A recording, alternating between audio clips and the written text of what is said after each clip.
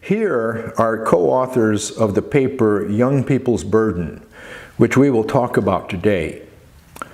I also want to point out the co-authors of the complementary paper published earlier, Assessing Dangerous Climate Change, which included, in addition, experts in economics, human health, coral reefs, and plant and animal extinctions. Global temperature is one of the metrics that helps us assess climate change. Earth's temperature fluctuates naturally because the atmosphere and the ocean are fluids that slosh about, and because some forces that drive climate change, such as the sun's brightness, are variable. But if we average global temperature over 11 years, as shown by the red curve, we see that global temperature has been rising steeply over the past 50 years, while greenhouse gases such as CO2 and methane have been increasing rapidly. The 11-year average largely removes the effect of solar variability as well as the effect of El Niños and La Niñas, which are natural warming and cooling cycles of the surface water in the tropical Pacific Ocean. Global warming since pre-industrial time now exceeds 1 degree Celsius, almost 2 degrees Fahrenheit. Over land, the warming is almost 3 degrees Fahrenheit. And there is more warming in the pipeline, as confirmed by the Earth's energy imbalance. The energy Earth absorbs from the sun now exceeds the heat energy Earth emits into space, so warming will continue. This imbalance is caused by greenhouse gases, which absorb heat radiation, reducing the energy emitted into space. If we want to stop further global warming, we must reduce the amount of these gases in the air to restore planetary energy balance. CO2 would need to be reduced from its current amount, about 405 parts per million, to about 350 ppm or less. Our best tool to judge the long-term effect of global warming is to look at how Earth responded to warming in the past. The rapid warming in the last century has raised global temperature well above the range that has existed in the current interglacial period, the Holocene, which covers the past 11,000 years. It takes time for Earth to respond to higher temperature, but ice is beginning to melt all over the planet. We show in our new paper that global temperature, now more than 1 degree Celsius above pre-industrial, has already reached the level of the prior interglacial period, the Eemian, 120,000 years ago, when global sea level reached 6 to 9 meters. That's 20 to 30 feet higher than today. If global temperature stabilized at today's level, we could expect to eventually get such large sea level rise, but it may take many centuries to reach that level.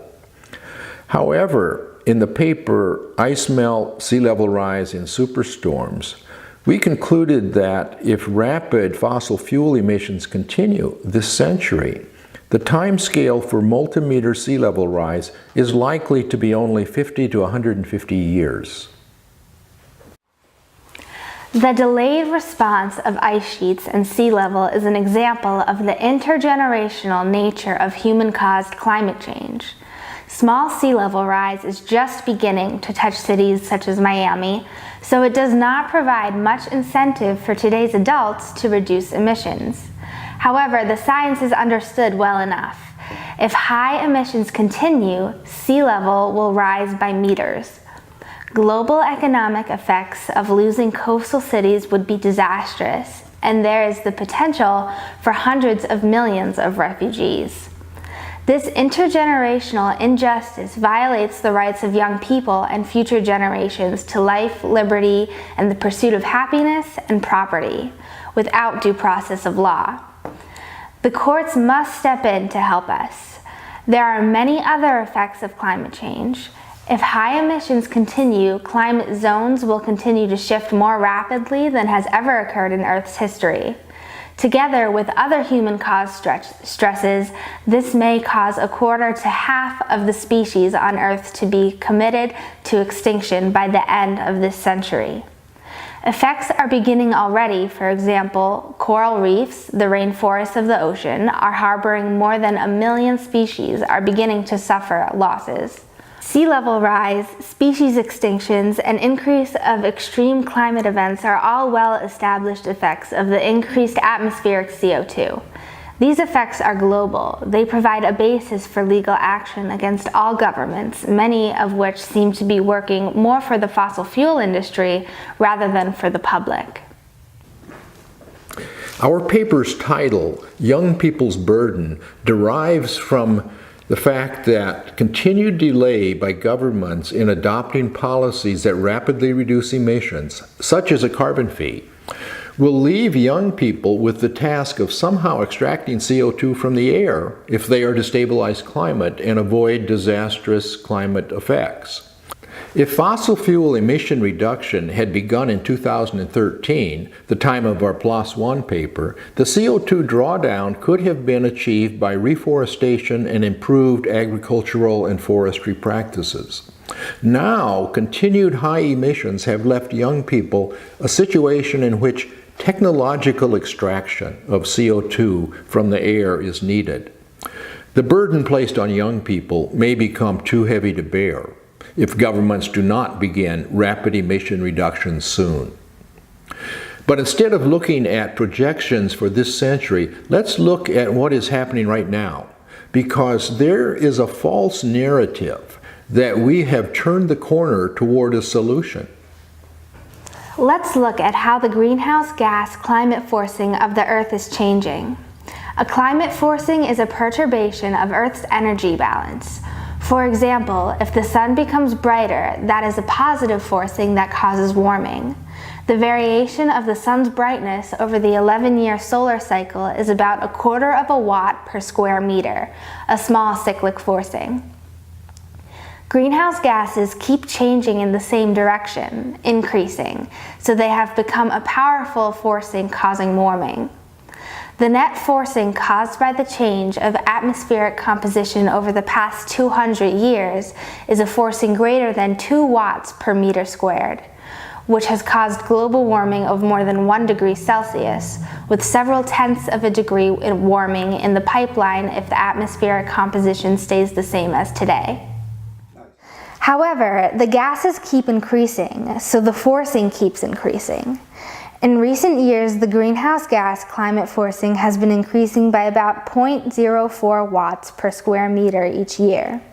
That doesn't sound like much, but it's 4 watts in 100 years, which would cause an eventual additional warming of 3 degrees Celsius based on the climate sensitivity from paleoclimate data as well as climate models.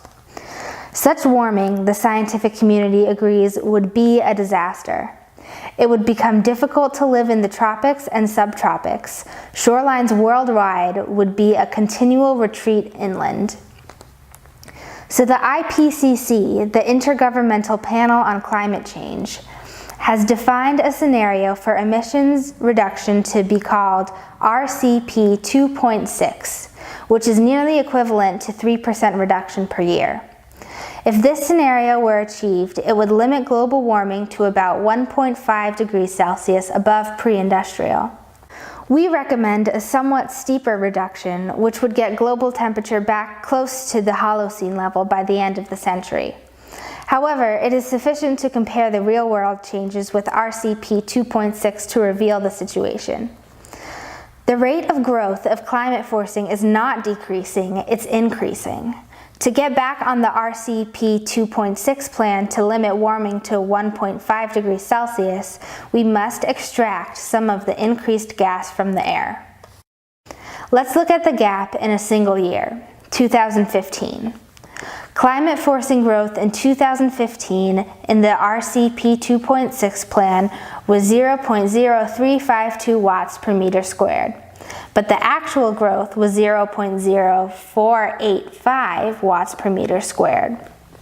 So the gap was 0.0133 watts per meter squared. This excess growth should be extracted from the air if young people are only going to obtain a planet no more than 1.5 degrees Celsius warmer than pre-industrial. Most of the excess growth is in CO2, and most of the extraction must be of CO2. Let's say we extract enough CO2 to reduce the forcing by 0.01 watts per meter squared. That would require a reduction of atmospheric CO2 by 0.7 ppm. 1 ppm of CO2 is 2.12 billion tons of carbon, so 0.7 ppm is about 1.5 billion tons of carbon. Cost estimates for extracting CO2 from the air, as discussed in the paper, range from $150 to $350 per ton of carbon. So the cost to extract the 1.5 billion tons of carbon is between $225 billion and $525 billion. That is the cost to remove the excess CO2 emissions in a single year, 2015.